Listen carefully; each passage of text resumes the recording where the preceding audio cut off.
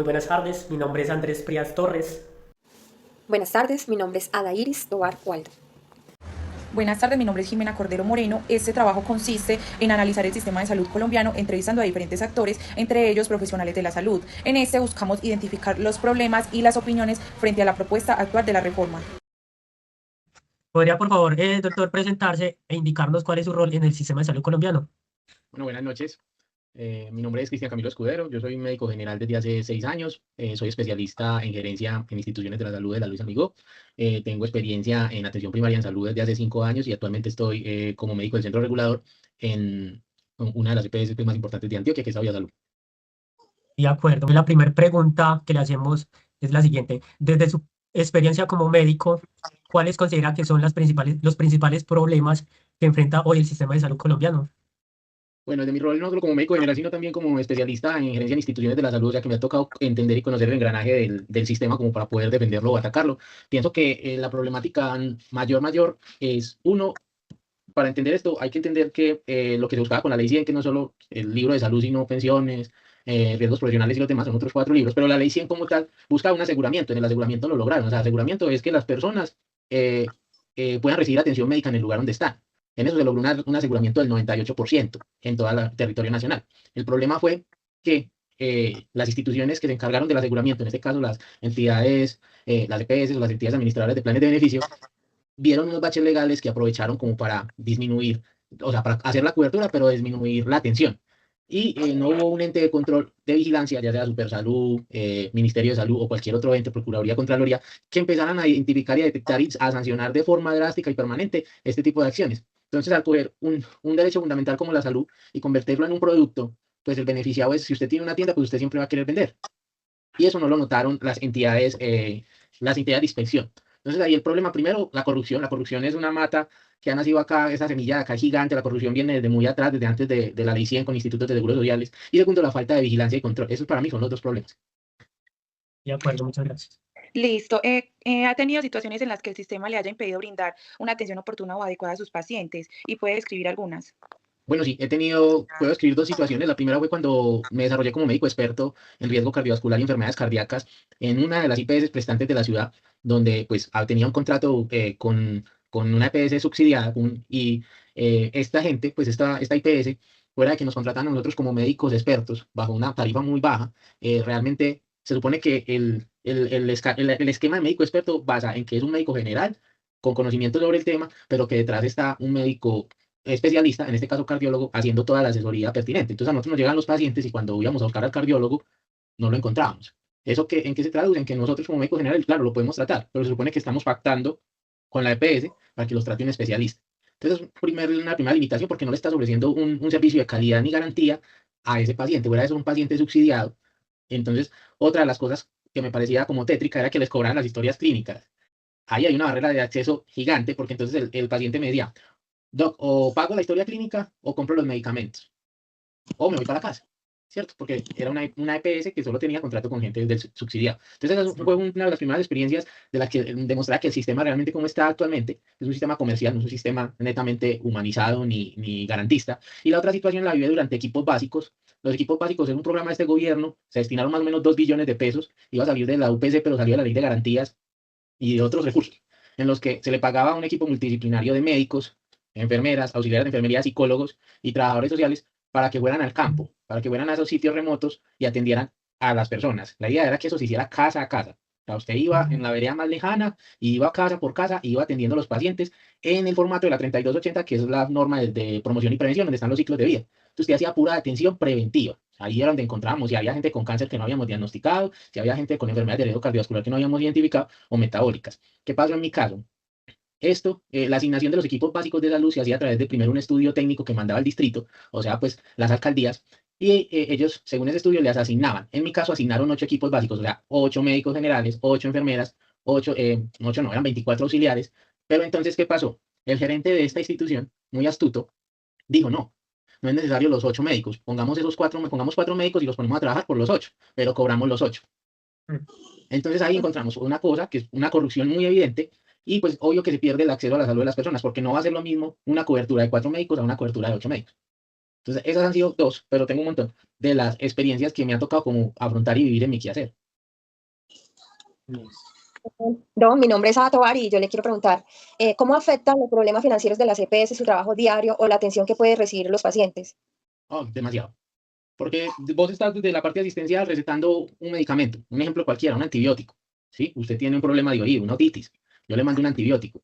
Como la EPS no le ha pagado a la farmacia, entonces a usted no le van a entregar ese medicamento. Usted quizás tenga plata para cubrir el medicamento, como quizás no. Y esa otitis progresa, le da una cosa que llama mastoiditis, y con eso le da una cerebritis, y usted puede terminar en UCI o en urgencias por culpa de esa infección. Uno de los ejemplos más, por decirlo así, un poquito más visibles. Pero también está el hecho de que muchas veces encontramos pacientes que tienen enfermedades que se tienen que diagnosticar o caracterizar muy rápido. Necesitamos una tomografía, necesitamos un rayos X, necesitamos un simple parcial de orina. Y como la EPS no le ha pagado el laboratorio, hay demoras en el pago, la contratación o todo eso. Entonces, ¿qué pasa? Que a usted no le van a hacer ese examen tan pronto. Entonces termina usted retrasando un diagnóstico por culpa de los no pagos. Fuera de eso, de que pues están los dos ejemplos de la atención, pero también está el ejemplo del talento humano, que si las EPS no le pagan a las IPS, como ha pasado, de hasta 5 o 6 meses sin pagarle a una institución prestadora de servicios de salud, pues cómo te va a atender un médico, cómo te va a atender una enfermera, cómo te va a atender un auxiliar, te van a atender, porque esa es la garantía que nosotros firmamos en el momento que decidimos ser médicos, enfermeros o auxiliares. Pero cómo van a estar preocupados porque están hasta acá en deudas, ¿cierto? Preocupados porque si les van a pagar este mes o no, cómo voy a ir al trabajo si no tengo ni para el transporte, entonces cómo te voy a atender a vos, de mala gana, no concentrado. Entonces, en eso recae también. Y estoy de acuerdo, muchas gracias. Pasamos entonces a otro tema muy actual, muy discutido también sobre el sistema, que es una posible reforma que se ha intentado, ¿cierto? Entonces, en base a eso, la primera pregunta es, ¿qué opinas sobre la reforma del sistema de salud que se está discutiendo actualmente en Colombia? Bueno, pues hay primero que entender que desde el año 1 de la ley 100 empezaron los problemas. Porque, como les decía al principio, coger un derecho fundamental como la salud establecido por la 1754 y decir que ahora es un producto, si usted es una persona, si usted es un empresario y lo que necesita es ganancias, y si usted sabe que le están pagando a cada usuario, le están pagando por cada usuario una cantidad de plata para que usted lo invierta en esas personas, pero usted necesita plata, pues entonces usted trata de restringir todo para que esa plata le quede pulpita. ¿Cierto? Ahí es donde las demoras en la aceptación de servicios, la limitación en la atención a los pacientes. Entonces, aquí es necesaria una reforma. Es muy necesaria una reforma, primero porque la ley 100 se hizo en 1993 y ya estamos en el 2026 y pasamos por una revolución tecnológica que puede aportar a los sistemas y a las redes integradas de servicios de salud que actualmente eso no coexiste con el actual sistema de salud. Entonces es necesaria una reforma. Aquí ya han intentado 3 reformas. Creo que la última la van a pasar ahorita el 20 de julio. En todas se busca los mismos principios que aparecen al principio del libro de la ley 100, universalidad, calidad, garantía, todo eso, pero esta vez corrigiendo los baches que no se pudieron corregir durante la ley 100. Entonces me parece que es supremamente importante actuar una reforma inclusiva, no que tire a un lado las EPS, porque muchos, no, sí, saquemos de la ecuación las EPS y sale todo perfecto. Pero es que no, las EPS han traído renovación tecnológica, actualización tecnológica y tienen la información. Entonces las EPS deben seguir siendo las administradoras de la información y de la gestión de riesgo, que es la gestión de riesgo del aseguramiento, las redes integradas de servicios de salud, las rutas de atención. Eso lo podría hacer las EPS y eso es lo que hay que buscar. Entonces sí es necesaria. Listo, yo te iba a preguntar que si creías que era necesaria la reforma a la salud, pero ya respondiste, entonces Ada puede continuar.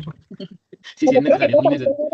Pero yo la voy a ver. ¿Qué cambios concretos esperarías o le gustaría ver con una reforma? ¿O por qué considera que el sistema no debería? No, bueno, entonces claro que el sistema se tiene que reformar en este gobierno, en otro gobierno, en el que sea, porque el problema viene en aumento.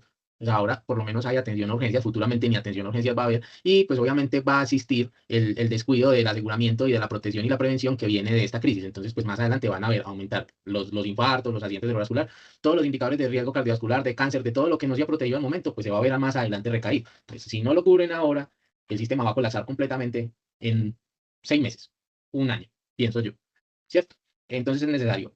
¿Qué cosas quisiera? Primero, mantener las EPS, o eso es una cosa que la gente como que, ay, ¿cómo así que me van a mantener? No, en calidad de gestoras, eso es decir, lo que les venía explicando, como administradoras del riesgo en salud, como administradoras del aseguramiento, que sean ellas, porque tienen la información, las que administren la cobertura, pero que el giro, a través de un sistema muy organizado, porque esa es la otra cosa, nosotros acá tenemos una ley 100 desde 1993, pero yo que conozco un poquito y he hablado con mucha gente, la manera en que se mueve el sistema de salud en tablas es a través de un Excel.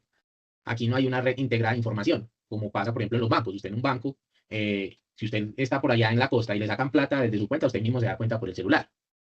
En el sistema de salud, a usted la única manera de saber como EPS que le atendieron un paciente es cuando mandan la facturación o cuando mandan los soportes en ciertos días del mes. Entonces ahí puede haber un rezago de información privilegiada que también permite pues como tal la corrupción, como pasó con el cartel de la hemofilia, el cartel de la insulina y todo eso. Entonces tiene que haber un sistema de información seguro, actualizado, y eso tiene que tener una cobertura a Internet. ¿Por qué una cobertura a Internet? Porque muchos pueblitos de Antioquia, de Colombia, el Internet no funciona, porque no llega. Y si llega, llega poquito. Entonces muchas veces las personas trabajan con las historias clínicas pegadas a los datos del médico, ¿cierto? Entonces desde ahí tenemos que empezar a mejorar los sistemas de información para que pueda haber una red sólida de información que no permita que se vuelen o se salgan datos importantes o permita la entrada de sobredatos, que es decir, de meter pacientes fantasmas. Entonces, primero, un sistema de información. Segundo, un sistema anticorrupción especializado en sistemas de salud.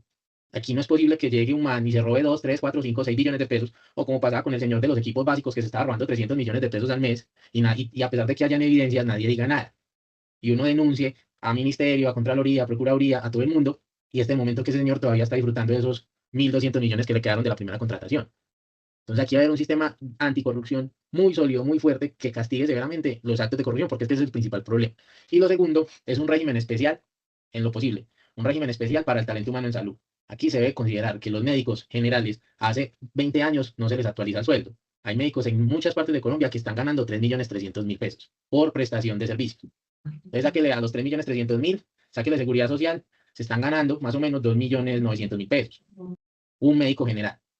Que esas son las realidades que no vemos, ¿cierto? Entonces, mírate, un médico que trabajó 10 años en su etapa de profesional, o sea, para formarse, que se tiene que desplazar hacia otra parte de su casa para atender, y que apenas por prestación de servicios, donde no tiene derecho a vacaciones, donde no tiene derecho a primas, se esté ganando apenas 3, 4 millones de pesos, no me parece racional. Y si lo compara uno con las bases de datos de la OIT y de otras organizaciones, los médicos tenemos una depreciación, los médicos generales tienen una depreciación por debajo del 52%, si no es más. Entonces, un sistema que no incluya a los médicos, que no les dé garantía a los médicos, ni les mejore las condiciones laborales, es un sistema que también va a fracasar. En general a todos los funcionarios de la salud, no.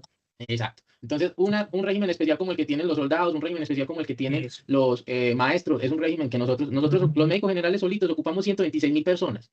Si lo sumamos auxiliares de enfermería, le sumamos, ojo, las señoras del aseo de los hospitales, que también corren los mismos riesgos ocupacionales que nosotros. Sí. Si le sumamos toda esa gente, son más de 200.000 personas. No tenemos derecho a un régimen especial, obvio que sí. Y un régimen especial donde se acaben las contrataciones por prestación de servicios, que no se deberían, si saben de contratación, cuando uno lo contratan por prestación de servicio y te contratan para labores misionales, pues están incumpliendo, como se dice, están violando la norma, porque la prestación de servicio no puede ser contratado para labores misionales. Al médico general lo contratan para labores misionales, y es la prestación de servicio, fuera de eso le ponen un horario y un cuadro de turnos y le exigen un horario. Y tras de eso, pues lo contratan por prestación de servicio. O la otra, que es por sindicato laboral, que es las cooperativas que cambiaron de nombre. Los sindicatos laborales también es otra atrocidad. Yo fui parte de un sindicato laboral y cuando yo me accidenté, a mí me pagaban un poco de plata sobre primas y unos bonitos, bonos de la felicidad, bono del almuerzo, bono por ser lindo, bono por ser feo, etc, etc. Pero cuando me accidenté, que me tocó ir a reclamar la incapacidad, mi incapacidad fue sobre el básico, y mi básico estaba como en menos de 2 salarios mínimos. Entonces mi incapacidad fue sobre el 75% de esos 2 salarios mínimos. O sea, literal, en esos meses que yo estaba incapacitado, que necesitaba tener una mayor disponibilidad de flujo de dinero, estaba más tirado. Entonces esos contratos tienen que acabar. Entonces ahí está, mejorar los sistemas de información, un régimen especial en salud y una forma de contratación en salud que sea responsable. Esos son los cambios que yo... Listo, entonces la última pregunta, pues como en base a todo lo que nos has hablado, entonces cree que la propuesta, pues dentro de la reforma, de que sea el Estado directamente que gire los recursos a los prestadores sin intermediación de las EPS, mejoraría la situación. Sí, yo pienso que sí. Yo pienso que si el ADRES le gira a las IPS siempre y cuando haya un sistema de filtro y un sistema de vigilancia, mejoraría la situación. Porque el ADRES le puede girar, pero como les decía, con ese bache en información, usted puede hacer IPS de papel, cobrar un montón de plata, no hay alguien quien mire, quien vigile, entonces están otra vez haciendo lo mismo que hicieron las EPS, pero ahora las IPS. ¿Qué es lo más seguro que va a pasar? Porque si hay una reforma a la salud, créame que siendo las EPS ya no las protagonistas, en cada 3 casas va a haber un hospital. Ahí va a haber uno. Y esos hospitales, uno, si atienden pacientes, ¿cierto? Y dos, ¿cuánto están facturando? Entonces hay que tener un sistema de vigilancia muy, muy, muy, muy fuerte para poder hacer un giro directo. Muy amplia la información que nos da, le agradecemos por el tiempo. Voy a hacer un champú, aprovechando que están ahí. Yo soy uno de los miembros fundadores de una asociación, se llama Asociación Mesa Técnica Médica de Colombia. Estamos en todas las redes así, para que nos sigan y hagan crecer nuestras redes. La idea de esa fundación y de esa asociación es como mejorar las condiciones laborales de todos. Muchísimas gracias. Bueno, Agradecemos. hasta luego, feliz noche. Hasta luego Chao, y buenas buenas noches. Buenas tardes. Buenas tardes. Nuestra invitada el día de hoy es Joana. Joana, quiero que te presente. Hola, muy buenas tardes. Mi nombre es Joana Puertas. Soy auxiliar de enfermería y tecnóloga en gestión administrativa en salud. Actualmente me desempeño trabajando para una EPS en el área de referencia y contrarreferencia. Dentro pues, de mi rol, participo en la gestión de procesos relacionados con la atención en salud, garantizando pues, los cumplimientos, obviamente, de los lineamientos institucionales. Muchas gracias. Entonces empezamos con las preguntas. La primera pregunta sería, desde su experiencia como funcionaria en una EPS, ¿cuáles considera que son los tres principales problemas que enfrenta el sistema de salud en Colombia? Bueno, actualmente yo creería que la sostenibilidad financiera. Existen muchas limitaciones en los recursos disponibles frente, pues, como todo lo que tiene que ver con la creciente demanda de servicios. También creería yo que la oportunidad en la atención, pues para nadie es un secreto que acá en Colombia y pues acá en Medellín se ven demasiadas demoras pues para la prestación de la atención cuando uno va, por ejemplo, a un servicio de urgencias. Y tercero sería como la articulación entre algunos actores, como por ejemplo entre hospitales y EPS. Yo creo que en muchas ocasiones la coordinación como tal entre ambos en algunas ocasiones es nula. ¿Por qué? Porque para mí como EPS es súper importante saber, ejemplo, en este momento, cuánta capacidad de cama tiene un hospital para prestarme a mí la atención en salud para mis usuarios, para mis afiliados. Y en estos momentos es muy complicado pues uno tener como el control o el conocimiento en la gran parte de esta información. ¿Cómo impactan esos problemas en la gestión diaria de la institución donde trabaja? Bueno, claro. Impacta demasiado en el incremento en la atención, por ejemplo, del usuario en el servicio de urgencias, se nos colapsan mucho los procesos de remisión, nos llegan demasiados procesos de PQ, de atención, pues sí, quejas relacionadas con la demora en la atención al servicio pues, del usuario en ese servicio de urgencias. Pronto, como en el incumplimiento de los indicadores de calidad de pronto para la EPS, porque pues todos nos regimos como en unos indicadores, entonces eso también nos afecta demasiado a los indicadores. Un usuario que se nos quede en un servicio de urgencias, un ejemplo, más de 8 horas, sabiendo que la atención puede, por lo que va, pues puede minimizarse solamente de pronto con una consulta o con algo diferente o una ayuda diagnóstica, el tiempo en espera y dejar un usuario tanto tiempo allí, pues obviamente sí se va a ver afectado todo. La siguiente pregunta es, ¿qué tan difícil es para una EPS equilibrar la parte financiera con la obligación de garantizar una atención oportuna y de calidad a los afiliados? La verdad, nosotros tenemos que garantizar, obviamente, una atención, digámoslo de esa manera, preferencial, sin importar, pues, obviamente todo, ¿cierto? Pero actualmente lo que se vive en el país es la escasez, digámoslo así, de los giros o de los pagos a las EPS y las EPS hacia los hospitales. Entonces, el equilibrio financiero no es que sea lo mejor del mundo, pero se sostiene. La siguiente pregunta es que la reforma propone transformar las EPS en gestoras de salud y que el Estado gire los recursos directamente a los prestadores. ¿Qué opina de ese cambio desde su rol? A ver, esa pregunta está buena, aunque un poquito difícil, porque para mí, actualmente, no vamos a decir mentiras, al parecer nos hacen ver de que todo está bien conforme está en estos momentos y que no pasa nada, ¿cierto? De que nos seguimos rigiendo en base a la ley 100 desde sus inicios hasta la actualidad, que básicamente desde allí empezamos a hacer un cambio. Cuando se hizo ese cambio nos prometían obviamente a muchos de nosotros, no de nosotros porque pues muchos somos muy jóvenes o de pronto pues a los abuelos, a los tíos, a los anteriores, les prometían de una mejor calidad de vida en base pues, obviamente a la prestación de los servicios de salud.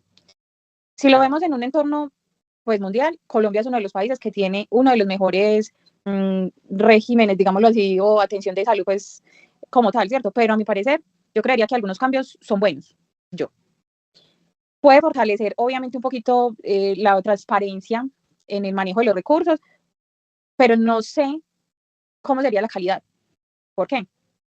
Porque si bien el Estado sería quien gire ese dinero a las EPS para poderles solventar como todo, digámoslo, no, ni EPS, a los gestores, porque si bien eso va a quedar como un gestor de salud. Entonces uno sí quedaría como con la duda, si ahora que se realista, se roban la plata unos cuantos, entonces ese dinero ¿a dónde va a llegar? Llega directamente al hospital, a la IPS, a la clínica, lo que sea, pero ¿cómo se va a manejar? ¿Cómo lo vamos a a evidenciar de que, por ejemplo, ingresaron tantos millones de dinero, de pesos a X institución y se prestaron todas las atenciones para los usuarios. O sea, estoy a favor en unas cosas, pero en otras no. No sé, hay que esperar a ver qué puede pasar más adelante con esto. Bueno, siguiente pregunta. ¿Qué pasaría con los empleados y la estructura administrativa de las EPS si se implementa la reforma tal como está planteada?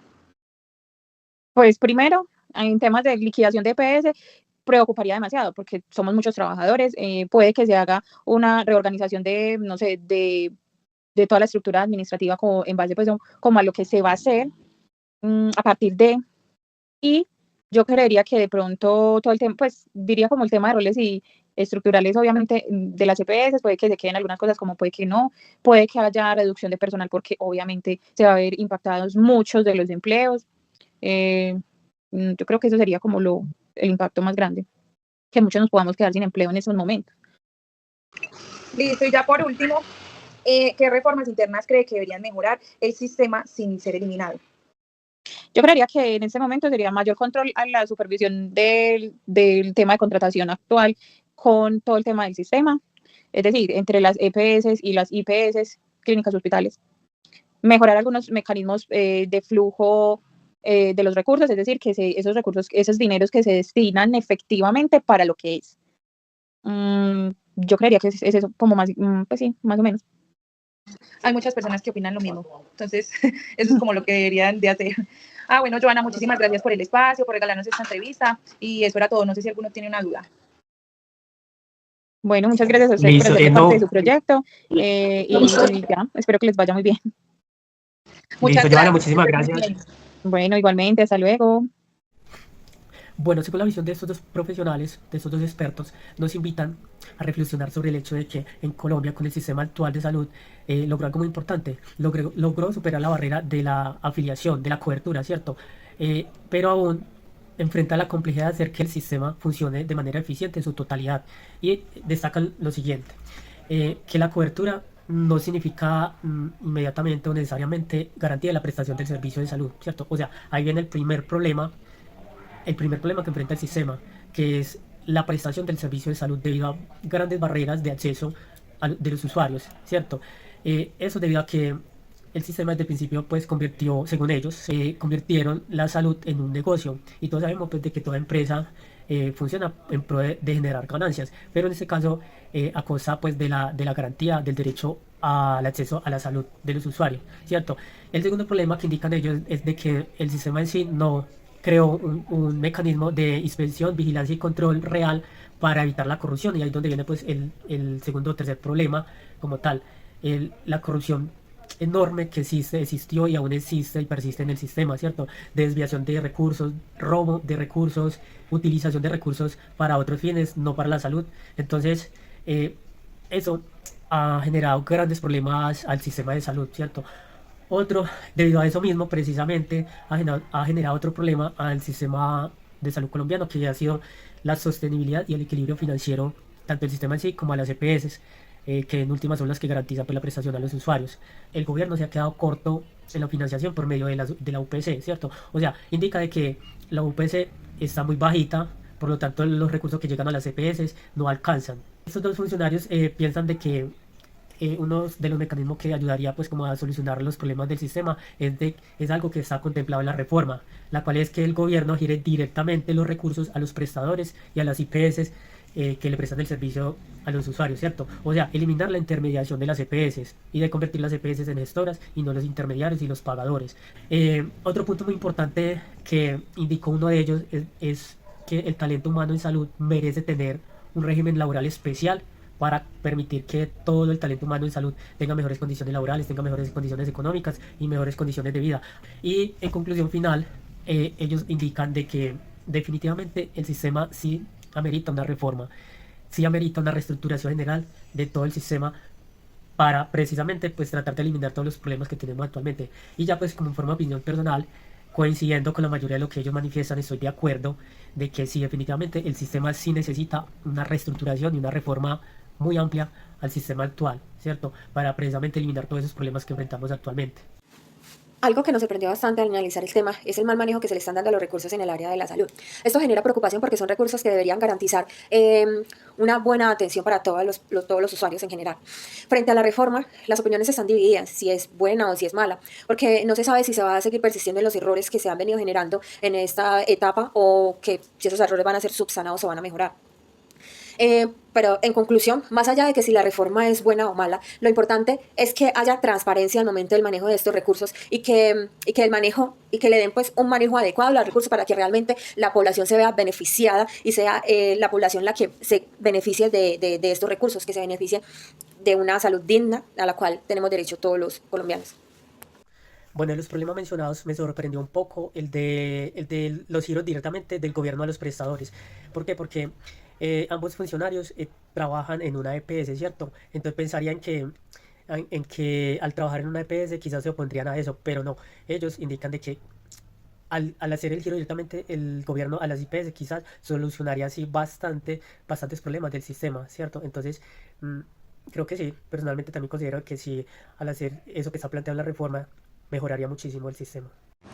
El problema que más me sorprendió fue que ambos entrevistados coincidieran en la falta de justicia, tanto para los trabajadores de la salud, especialmente en sus condiciones y contratos, como para los usuarios en el acceso a sus derechos.